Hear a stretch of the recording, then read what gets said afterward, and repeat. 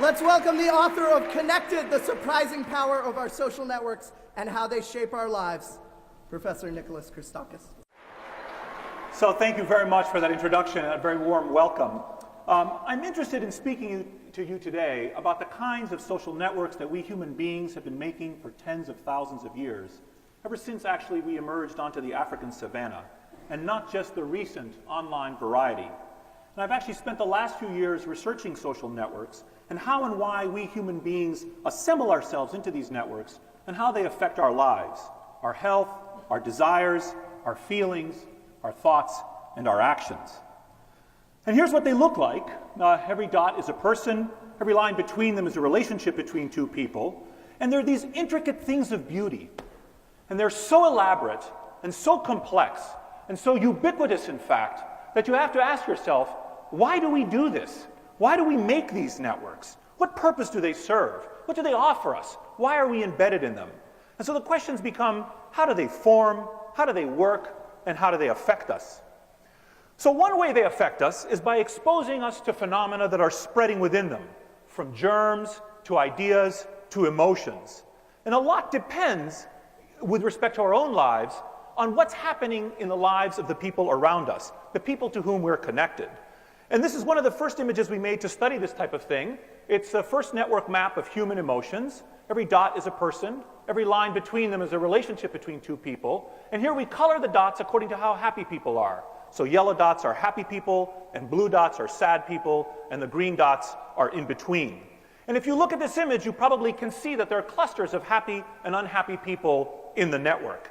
And these clusters, it turns out, spread to about 3 degrees of separation, such that the happiness of every individual is associated with the happiness of the people to whom they're connected, their friends, and their friends' friends, and their friends' friends' friends. And these clusters can arise for several kinds of reasons. First and most obviously, from a kind of birds of a feather flock together phenomenon, homophily or love of like, the preferential attachment of happy people to happy people, and perhaps unhappy people to unhappy people. A second way is through a kind of contagion or induction effect, such that my happiness affects the happiness of other people to whom I'm connected. And a third mechanism is that all of the people in a cluster are simultaneously exposed to something that's making them all happy or all unhappy at the same time. And mathematical analyses suggest that all 3 of these phenomena are present in social systems.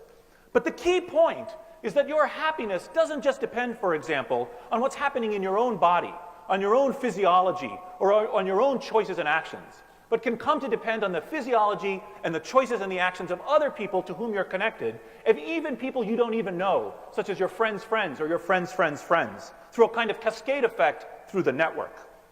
Also, you might notice if you look at this image that the blue dots are more likely to be located at the periphery of the network. They're structurally more at the margins. Another way that networks can affect us, however, is not just by providing a mechanism by which things can spread and reach us, but also by their very structure. And this is some work done by Brian Utsi at Northwestern University. He became very interested in how Broadway musicals are successful, in the commercial success and in the critical acclaim of Broadway musicals. So he mapped the networks of the production companies, the director, the producer, the actors, and so forth, and he computed something known as the density.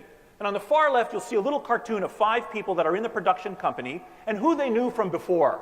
And in the middle, you see one person, you see 5 people to whom that person is connected, and they're 5 times 4 divided by 2, 10 possible ties among those people. And in the far left, none of them exist, so it's 0% density. And the next cartoon over to the right, 4 of the 10 ties exist, so 40% density. And the next cartoon over again, all 10 of the ties exist, so 100% density. And on the far right, he plotted on the x-axis the density of the production company, and on the y-axis the financial success and critical acclaim. And he found this shape that's shown on the graph. If nobody knew each other from before, and there was 0% density, the show was a flop. And if everybody knew each other from before, at the other end, the show was a flop. And the optimal performance was achieved when you had middling density in this situation. So people can be organized and connected in particular ways, and this itself can affect what we are able to do. And when I said that we humans have been making social networks for tens of thousands of years, I actually wasn't kidding.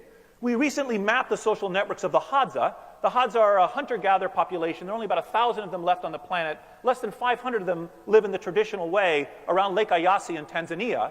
And they roam around this place, hunting and gathering for their food. They have no significant possessions. They sleep out under the stars. And they live, as near as we can tell, the way we humans lived tens of thousands of years ago. And we took a photographic census of the Hadza, and we made a kind of Hadza Facebook. And we took posters of this Facebook into the field, and we asked all the Hadza to tell us who were their friends in a number of ways. And so there's Corin Apicella, my postdoc in the lower right, showing a Hadza person the photographs and eliciting who their contacts are.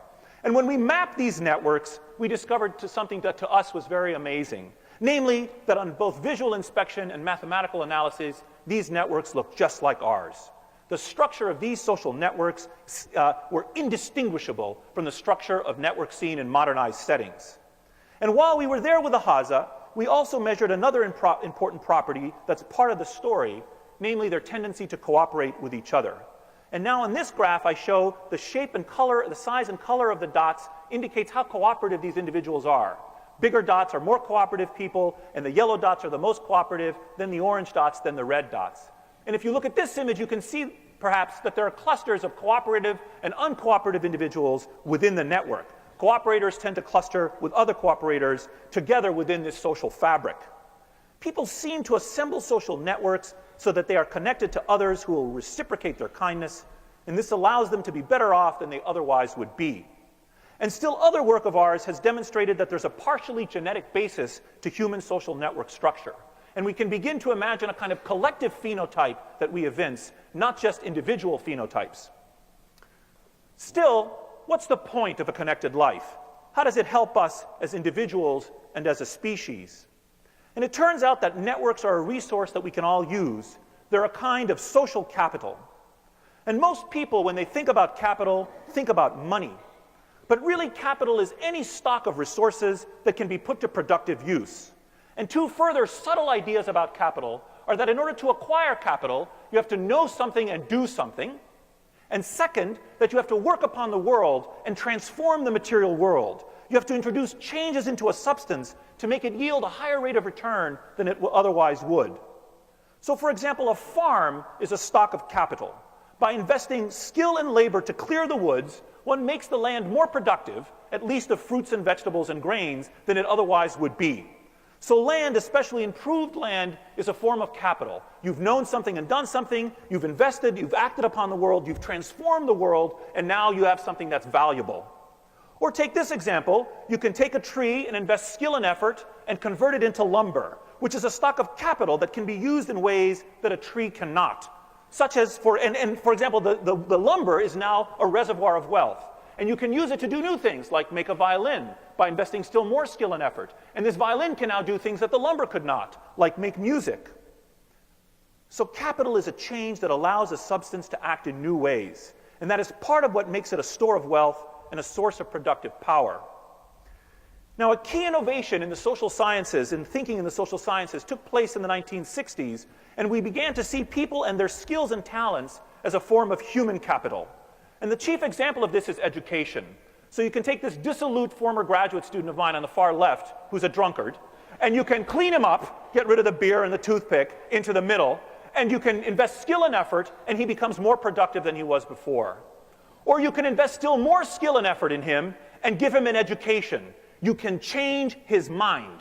You can work upon the material substance of his brain and rewire his neurons in a fashion that makes him still more productive than he was before, and this makes him a stock of human capital. Now, just like physical capital is created by a change in the material world, and human capital is a change in persons, social capital in organizations, in communities, or in the whole of society is a change in the relations among persons, a change that renders the group more productive and capable of doing things it was previously not able to do. And I, in fact, think that we have evolved to create this kind of social capital, to assemble ourselves into kinds of networks that maximally create particular kinds of social capital. So let me close by illustrating it with this point. Think of these two objects. They are both, as you all know, made of carbon. And the difference between these two allotropes of carbon is that the way the carbon atoms are connected to each other. On the left, we have graphite, which is soft and dark. And on the right, we have diamond, which is hard and clear. And there are two key ideas here. First, these properties of softness and darkness and hardness and clearness do not inhere in the carbon atoms. They are not properties of the carbon atoms, they are properties of the collective. And second, which properties you get depends on how you assemble the carbon atoms, how you connect them to each other. Similarly, the pattern of our connections among ourselves affects the properties of our social groups. It is the ties between people that make the whole greater than the sum of its parts.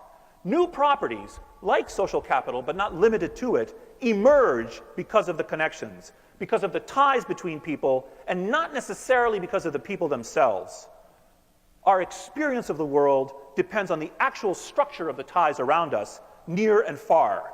And we make these ties in particular ways because they benefit us and because I believe we've evolved to do so.